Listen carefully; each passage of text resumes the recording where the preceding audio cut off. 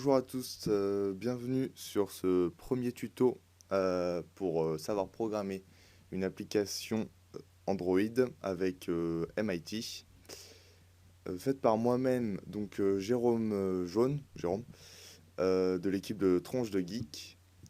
Il faudra savoir que, comme je l'ai expliqué dans la petite présentation, que je vous invite à aller voir si jamais vous ne l'avez pas encore vu, qui se trouve sur notre site. Le lien sera dans la description. Ce sera donc la première vidéo d'une suite, je ne sais pas encore de combien, voilà, pour à la fin savoir programmer une application sur Android complètement, totalement gratuit, et avec tout ce qu'il faut pour, si vous le voulez, la mettre sur le Play Store. Sachant que pour la mettre sur le Play Store, il vous faut une licence qui coûte 25 euros, il me semble. Voilà, ce qui n'est pas très cher pour une licence, sachant que Apple c'est 100 euros par an. Voilà. Bon, après, je ferai pas de favoritisme.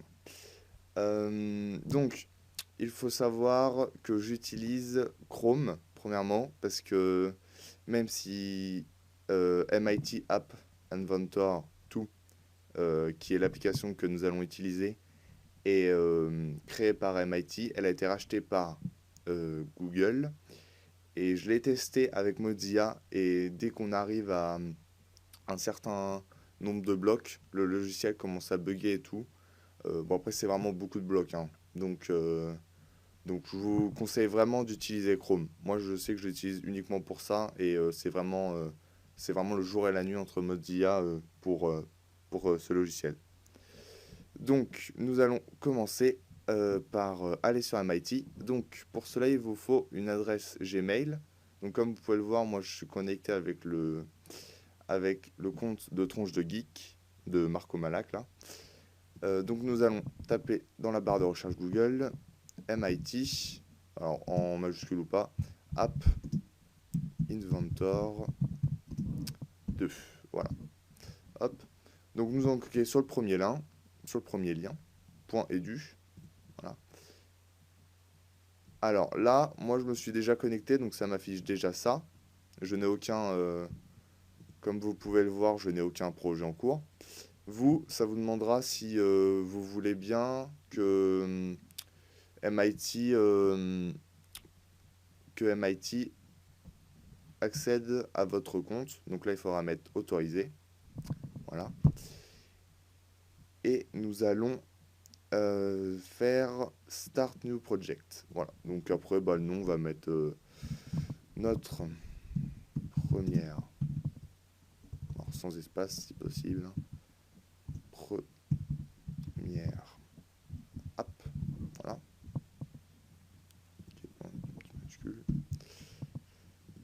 Voilà. Donc là, elle s'affiche ici. Hop, il nous l'ouvre automatiquement. Alors si jamais vous avez plusieurs projets, il faut faire My Project ici pour revenir au début, si vous voulez accéder à plusieurs projets. Donc voilà. Donc si c'est MIT App Inventor 2, c'est parce qu'il y a déjà eu un 1. Le design a beaucoup changé. Le 1 était vraiment archaïque. Mais bon, le 2 est franchement pas mal, à part des trucs qu'on a sur le 1, des blocs qu'on a sur le 1, mais pas sur le 2. Alors là, voilà. Bon, après, je sais pas, je suis pas chez MIT, donc, ni chez Google, donc je pourrais pas vous dire. Donc, nous avons ici donc, notre interface. C'est donc ce que l'on appelle des screens. Ça va être voilà, l'interface sur votre téléphone. Si là, j'envoie l'application sur mon téléphone, j'aurai directement ça, donc un truc tout blanc. Voilà. Donc, pour ceux qui se poseraient la question, le bandeau ici en gris, j'ai fait de nombreuses recherches et ce n'est pas possible de l'enlever. Voilà, ce qui est dommage. Bon, après, on peut écrire ce qu'on veut dedans, donc c'est pas vraiment un problème, mais bon. Si vous voulez l'enlever, il faut passer par d'autres logiciels, etc. Et au final, ce sera payant. Voilà. Donc, si on utilise MIT, c'est pour que ça soit gratuit. Et donc, si à la fin, il faut payer, bah, ça servirait pas à grand-chose d'utiliser MIT. Euh, Ensuite, donc, il faut savoir que tout le logiciel est online. Donc, il sera, vous pouvez y accéder depuis n'importe quel PC, juste en vous connectant avec votre adresse email. Voilà. Ensuite, nous allons donc je vais vraiment expliquer toutes les bases. Voilà. Pour ceux qui ont déjà des connaissances en informatique, ils peuvent quand même, voilà, ça fait revoir parce que même par rapport aux lignes de code, il y a des petits changements. Et pour ceux qui n'ont vraiment jamais touché à l'informatique, à la programmation, bah voilà, je vais vraiment expliquer toutes les bases le plus simplement possible. D'ailleurs, je ferai peut-être une ou deux vidéos avec une autre personne parce que je trouve que c'est une bonne idée de faire avec un débutant, car l'autre personne voilà, n'a jamais fait de programmation. Comme ça, si jamais il y a des points où j'ai pas été clair, il pourra me le rappeler pendant la vidéo et voilà, ça fera une vidéo sympa à voir. Voilà, qui changera un peu des autres. Alors, donc, nous allons donc cliquer sur bloc. C'est là où toute la programmation se passe. Donc là, nous avons tout ce qui est contrôle. Voilà, donc vous voyez, ça se présente vraiment sous forme de bloc, hein. Voilà. Donc pour savoir quand il y a une petite bosse comme ça, c'est qu'il attend quelque chose en dessous. Quand il y a une petite bosse vers l'intérieur au-dessus, c'est qu'il faut mettre obligatoirement sous quelque chose. Et quand il y a un petit même système à l'horizon sur les côtés, voilà. Donc quand il y en a un vers l'extérieur, c'est que c'est à rattacher avec le même, mais vers l'intérieur. Voilà. Donc là, nous avons plusieurs onglets, il y en a plein. Après, ici, donc là, ça va être en fonction des screens que nous pouvons gérer ici. Voilà. Donc là, on n'en a qu'un. Et Any Component, ça, c'est pour si vous voulez faire une action pour tout.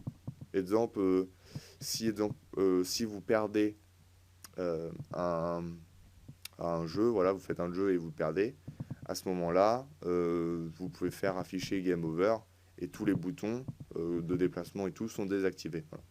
Au lieu de faire bouton 1 désactivé, bouton 2 désactivé, etc. Voilà, donc là, nous avons, donc quand c'est un petit quand c'est un petit signal d'avertissement orange, c'est que, alors c'est une erreur, mais pas si grave que ça. Et quand c'est rouge, ça peut poser problème. C'est-à-dire qu'en gros, il y a un truc qui est pas à son, il y a un bloc qui n'est pas au bon endroit. Et donc, ça va poser problème parce que le code va s'arrêter là et vous allez avoir un message d'erreur. Donc, il faut aussi savoir que tout, donc là, c'est pour sauvegarder, etc. Créer des checkpoints. C'est exemple, vous décidez de vous créer une application et à un moment vous dites ce serait peut-être pas mal que je change de design. Hop, vous mettez un checkpoint et à ce moment-là, l'ancienne version est sauvegardée dans votre onglet My Project et vous pouvez continuer le même avec voilà, une autre interface ou une autre programmation. Connect, la rubrique Connect, donc ça, alors IA Companion, ça c'est pour connecter avec son téléphone via le Wi-Fi. Donc ça je vous montrerai peut-être un peu plus tard, voilà. Moi pour l'instant je vais utiliser l'émulateur. Alors pour installer l'émulateur, je sais qu'il y a beaucoup de choses à faire, donc je pense que je le referai, voilà, si il faut au moins installer IA Starter, AI Starter, pardon, il me semble. Et donc, ça, ce sera pour tout ça. Ça, c'est iStarter, c'est vraiment ce qui est obligatoire. Bah, de toute façon, vous verrez quand si je le lance et qu'il n'est pas ouvert, à ce moment-là, il va me dire qu'il y a un problème. Et iStarter, ça va vraiment aider pour toutes, toutes les programmations pour transférer en APK. Voilà. USB, c'est quand vous mettez votre téléphone en USB. Alors, il faut savoir que pour le mettre en USB, il faut le débugger. Il y a un article sur Tronche de Geek sur le site donc, qui l'indique comment faire. Bah, je vous mettrai le lien dans la description si vous ne trouvez pas. Si vous trouvez USB, voilà. Si vous voulez utiliser l'USB. Alors, il faut savoir que moi, je l'ai déjà essayé. Alors, l'émulateur, c'est pas très rapide. iCompanion, ça va être le plus rapide. Et l'USB, ça va être à peu près équivalent. Voilà. Euh, et après, Build, ça c'est pour le transformer en APK. Donc soit en QR code pour avoir en QR code pour voilà, juste le flasher avec son téléphone, soit en APK directement. Donc ça, ce sera pour le mettre sur le store. Et donc, le point APK que vous pourrez transférer directement sur votre ordinateur. Et après, moi, je branche mon Bluetooth avec mon ordinateur sur mon téléphone. Et comme ça, je le transfère ou par USB, ça se fait aussi. Et après, comme ça, vous pouvez installer directement l'application. Voilà. Donc après, là, il y a la... Il va pas vouloir que j'aille là-haut. Bon, c'est pas grave. Après, il y aura la rubrique Help, voilà, où vous pourrez trouver plein d'informations, sachant que tout est en anglais. Voilà. Donc, avis aux amateurs. Et c'est parti pour les bases. Donc alors ça va être notre zone de programmation. On va pouvoir voilà faire glisser ainsi les on va pouvoir faire glisser les blocs. Donc là vous voyez il me dit qu'il y a une erreur en jaune. Donc ça veut dire qu'en fait il a rien. Donc ça le logiciel va pas prendre en compte parce qu'il est relié à aucune chose. Et alors le bandeau s'adapte automatiquement. Voilà.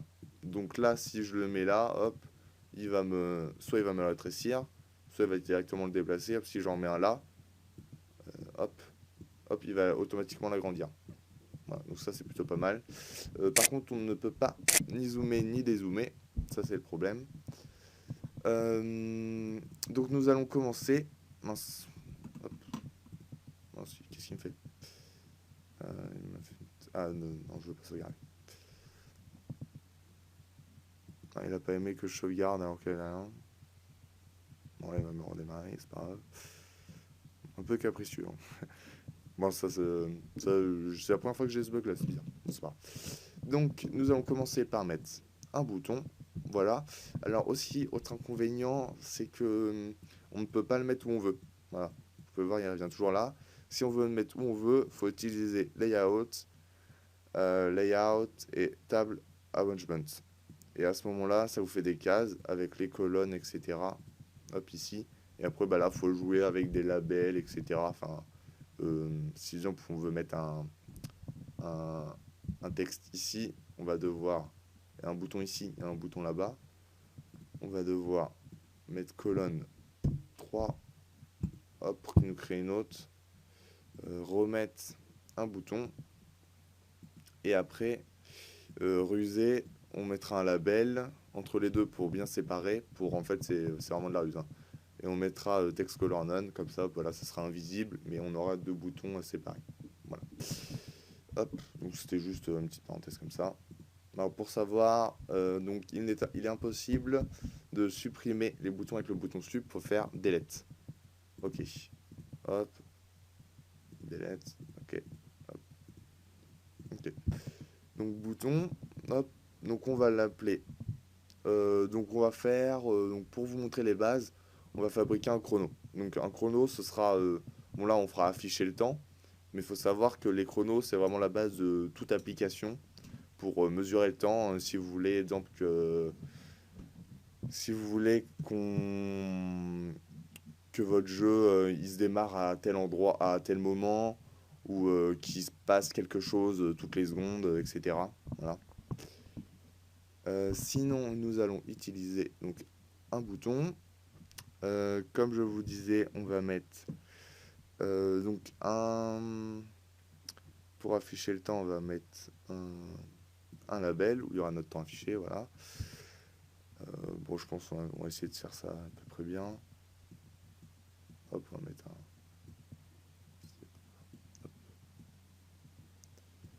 Voilà. Hop. Et après, alors le contour noir ne s'affichera pas. Hein, voilà, sur votre téléphone en vrai. On va mettre média. Bon, alors pour ceux qui programment en ligne de code, moi je sais que je programme en C Sharp. Donc c'est vrai que ça paraît un peu archaïque les blocs, mais bon, c'est beaucoup plus simple. Et le problème, c'est que le C Sharp pour Android, voilà, ça existe. Hein. D'ailleurs, il y a un article sur ton jeu geek, encore une fois, comme quoi il y a tout. Il y a vraiment tout. Et dans cet article, vous pourrez retrouver tous les différents moyens de programmer une application avec, ce sera indiqué si c'est avec quel langage, quel type d'interface et si c'est payant ou gratuit. Voilà. Donc à savoir que je les ai tous téléchargés, hein, voilà, pour bien faire les tests. Donc, nous allons euh, mettre, hop, user interface, voilà, un label, où donc comme je vous ai montré tout à l'heure, on va mettre, donc dedans on va mettre des choses, voilà, mais en blanc, enfin en aucune couleur, invisible. Donc comme ça, hop, on met des zéros, et hop, à chaque fois on appuie sur entrée pour voir, pour essayer de le mettre à peu près au milieu, voilà, là ça me paraît pas mal, voilà. Et donc nous allons ici en haut, donc nous allons mettre un gros caractère, voilà, sauf que le temps texte, ça va être 0. Voilà. Text Element Center. Voilà. Voilà. Donc là, nous allons changer donc, le texte. Donc alors, si je repasse un peu en revue, donc là, c'est la couleur background que vous voulez alors avoir derrière. Si je fais none, voilà, vous voyez, c'est transparent. Enable, c'est... mince. Ouais, bon, en fait, c'était sur... Enable, c'est pour si votre bouton est activé. Donc si j'appuie dessus, est-ce que l'action va être faite ou pas? Si vous décochez Enable, même si vous dites à l'intérieur l'application se ferme, et bah ça fera rien parce qu'il n'est pas activé. Voilà. Fontball, ça on va passer. Hop, bon, c'est juste pour mettre en gras ou pas. Italique pour mettre en italique. La taille des caractères, voilà. On va mettre un petit 20. Hop, voilà. Du coup, c'est plus trop centré, bon, c'est pas très grave. La police, voilà, il n'y en a pas beaucoup, hein. Ouais. C'est vrai que c'est vite fait. L'image de fond, donc là, il faudra uploader vos images et ensuite les resélectionner pour mettre une image. Voilà. Alors, feedback, j'ai cherché, j'ai pas trouvé à quoi ça sert. Bon, on va laisser cocher, hein, ça va pas tuer. Donc là, on va mettre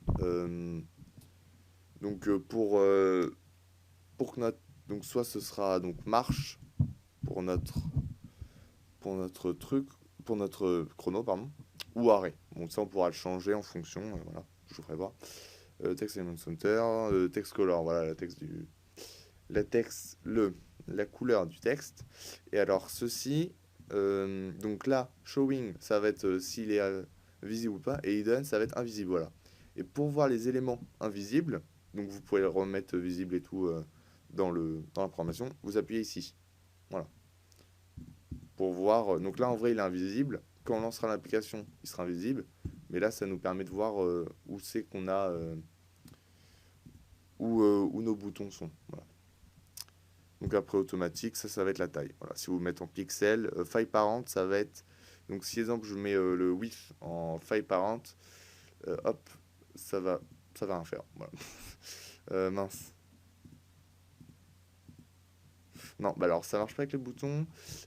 Si ça a marché avec les boutons, mais c'est parce qu'on est dans un cadre, dans un tableau. Hop là, si je mets cette fois, voilà, c'est pour qu'il s'adapte en fait à c'est pour qu'il s'adapte à toutes les tailles, tous les formats de téléphone. Voilà, ce qui est plutôt pratique. Voilà, voilà hop, delete. Donc là, nous allons l'appeler rename. Au lieu de bouton, on va l'appeler donc BT pour bouton. Et donc marche ou arrêt. Voilà, puisqu'on on va faire les deux avec.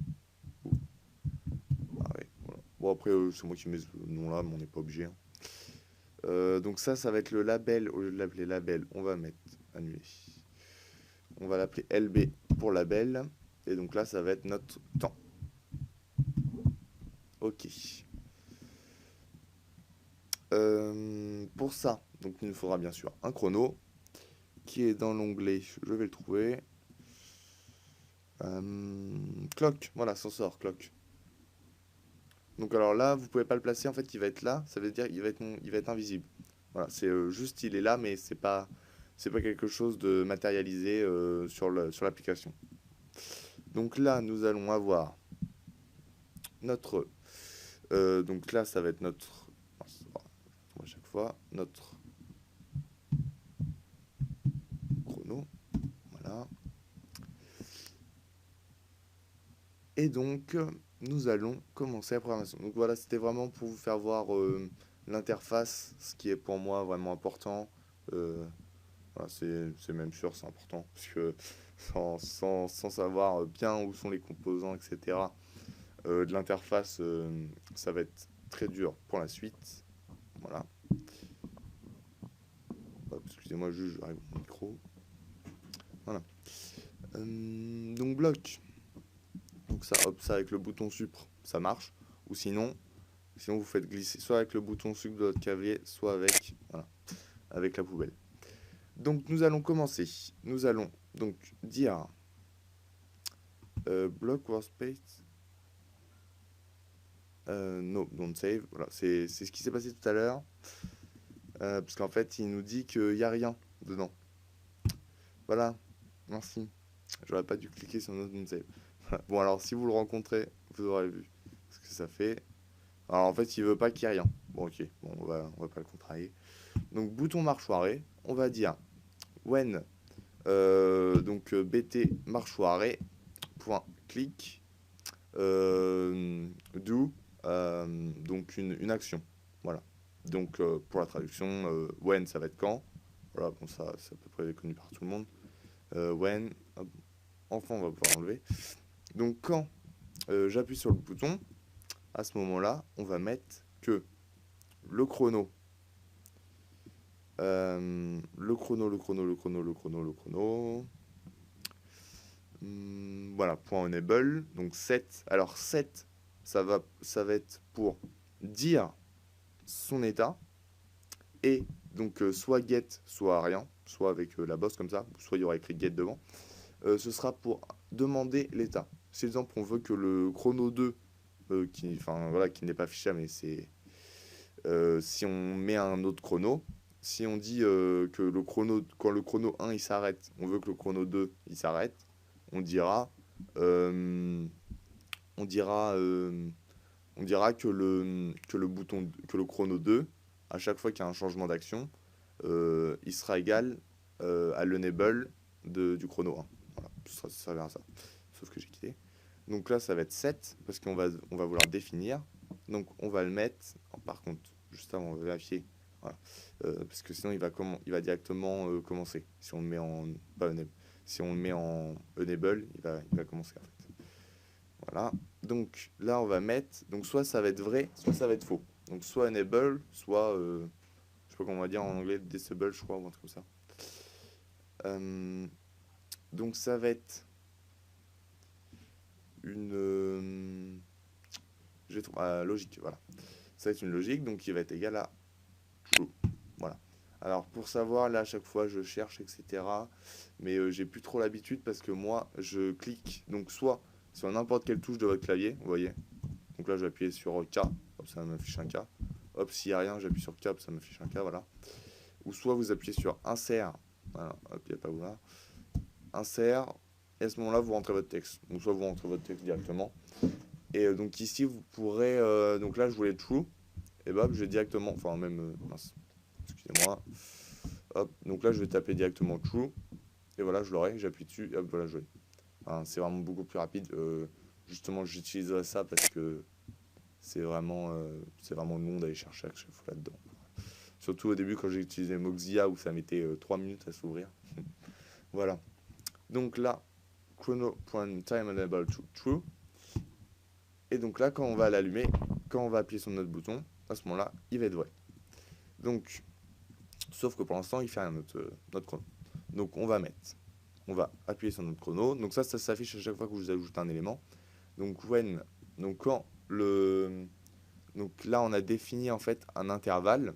Donc c'est en millisecondes, oui, c'est ça, en millisecondes.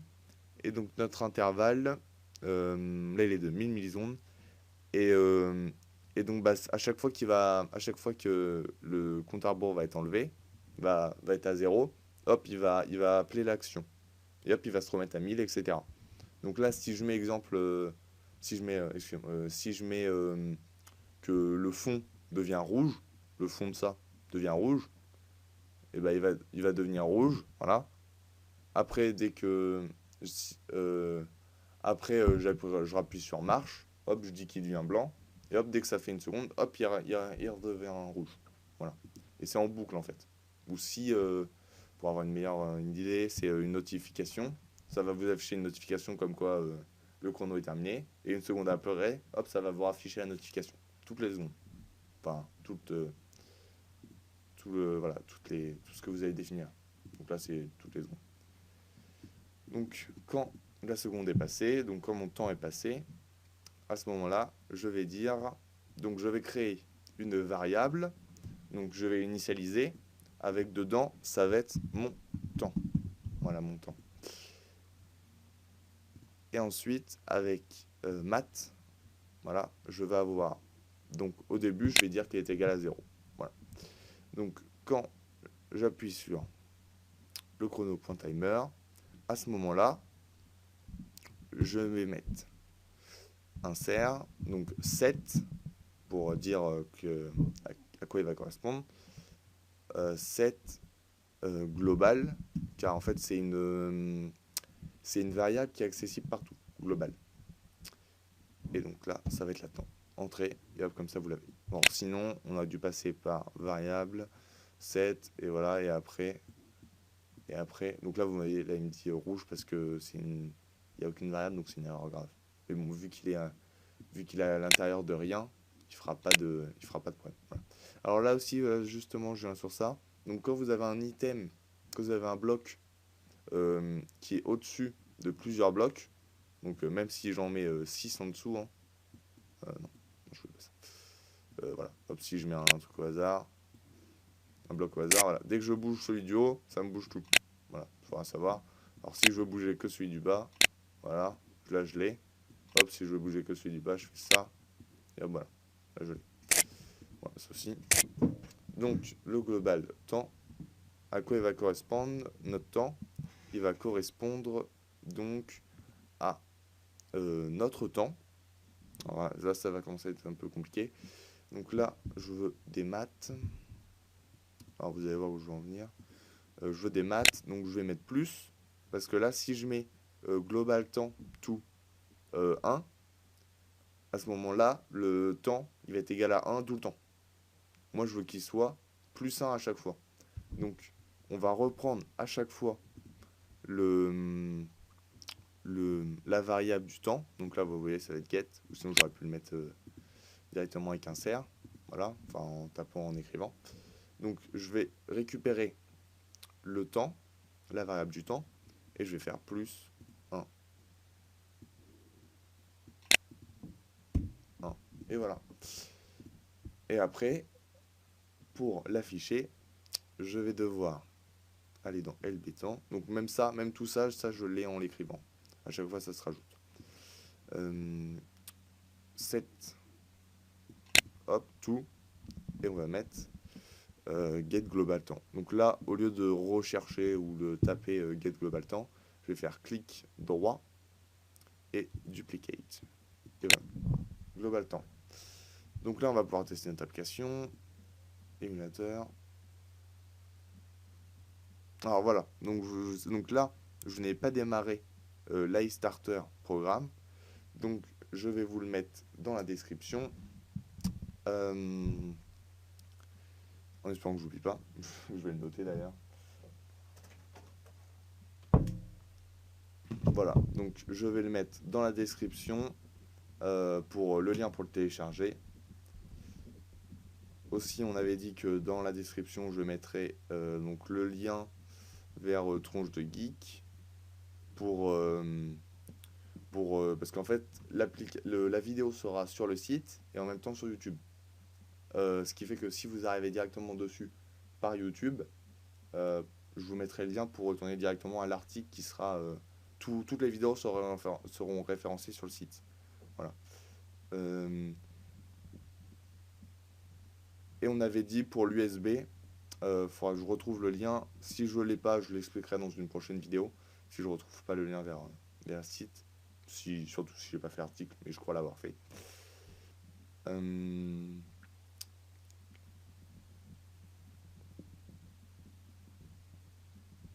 Voilà. Donc, l'IA Starter. Hop. Là-dedans. AI Starter.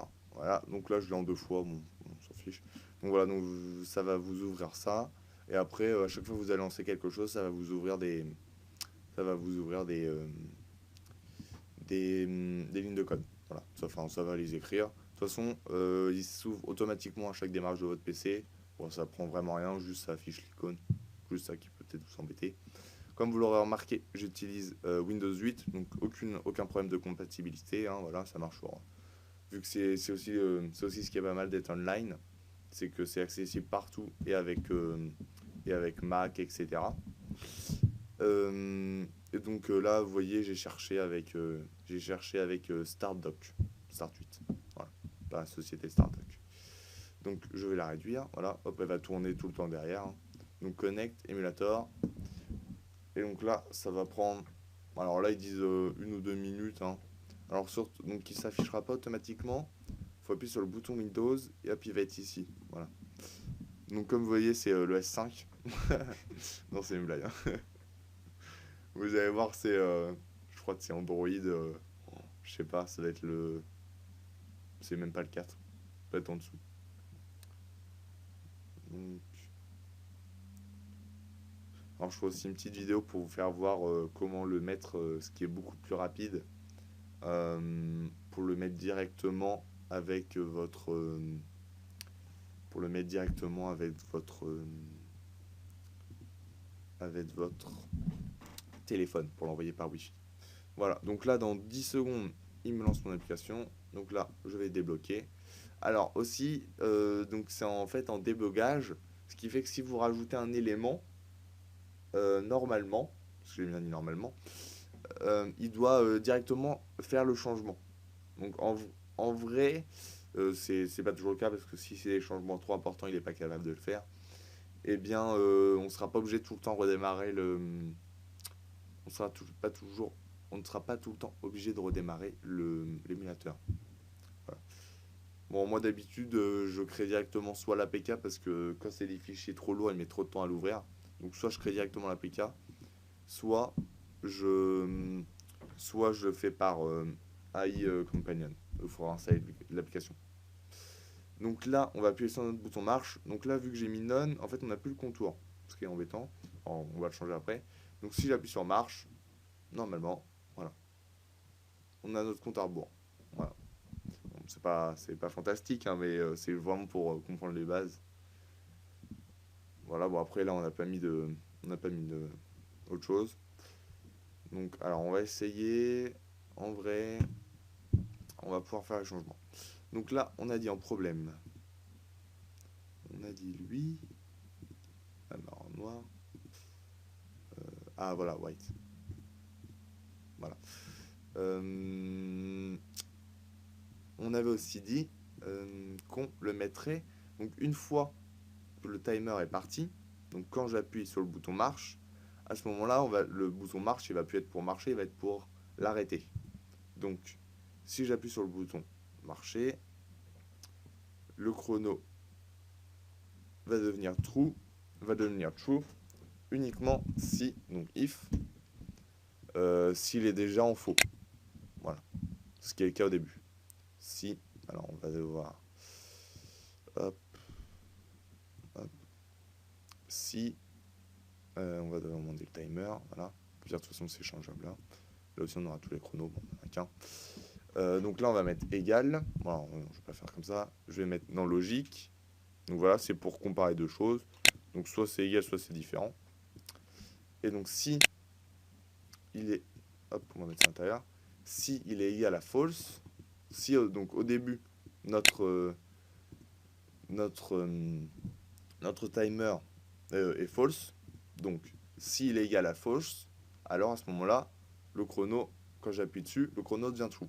Et si au contraire, donc le contraire ça va être s'il est égal à true, hop, on va cliquer sur cette petit onglet bleu. Donc là, même là, vous pouvez voir, c'est pour ajouter des plus en fait.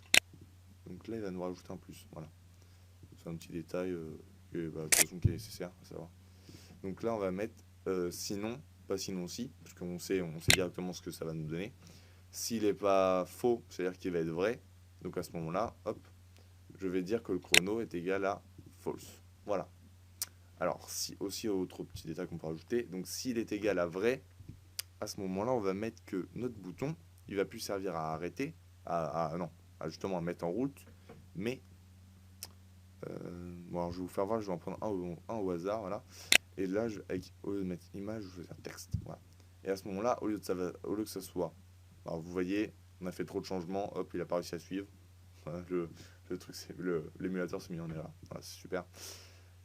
Donc bouton marche ou arrêt, point texte, tout, arrêt. Non, ça va pas être ça, ça va être un texte, pardon, excusez-moi. Hop, voilà. Donc maintenant, ça va être après pour l'arrêt. Voilà. Alors, on va le sauvegarder, notre petit projet. Voilà. Je pense que là, on va bientôt arriver à la fin. Donc voilà, c'était vraiment pour vous présenter l'interface. Bon, on n'aura pas fait grand-chose, mais c'était vraiment nécessaire, une première application pour vous montrer ça. Je vais juste regarder vite fait. Comme tu as dit, on est à combien de temps? Sur Camtasia, on a 36 minutes. Ok. Voilà. Oh, il a réussi à faire la différence, disons. Bon, bah vous voyez, je suis une mauvaise foi. Donc là, on a appuyé sur arrêt. Donc quand on a appuyé sur marche, donc il démarre, c'est devenu arrêt. Bon, au début, vous avez vu, il y a eu un peu de latence parce que j'ai appuyé 4 fois. Enfin, voilà. Et donc là, si on appuie sur arrêt, en vrai, voilà, il l'arrête. Et donc là, on n'a pas terminé. Si j'appuie sur arrêt, à ce moment-là, il devient false. Et notre timer, hop, ce sera pour mettre, hop, marche. Voilà. Hop, on repart. Voilà. Bon, il met un peu de temps à faire la... Voilà. Hop, donc là, on a envie de le mettre sur arrêt. Arrêt. Hop, on l'arrête. Et on le refait marcher. Voilà. Donc ça va être terminé pour aujourd'hui. J'espère que cette vidéo vous aura plu. Si vous avez des choses à dire sur le micro, enfin voilà, quelques commentaires, bah voilà, vous les mettez sur le commentaire, vous n'hésitez pas. Donc j'essaierai de faire le plus de vidéos possible parce que je sais que pour vous, le principe c'est voilà de tout le temps savoir à la fin de savoir programmer une application. Donc je vais essayer d'en faire le plus possible. Donc ce sera pas régulier, hein, voilà. Donc c'est pour ça que je vous invite à vous abonner. Comme ça, dès qu'il y en aura une autre, vous serez au courant. Et donc sur ça, je vous dis à bientôt. Au revoir, c'était Jérôme Jaune pour Tronche de Geek. Au revoir.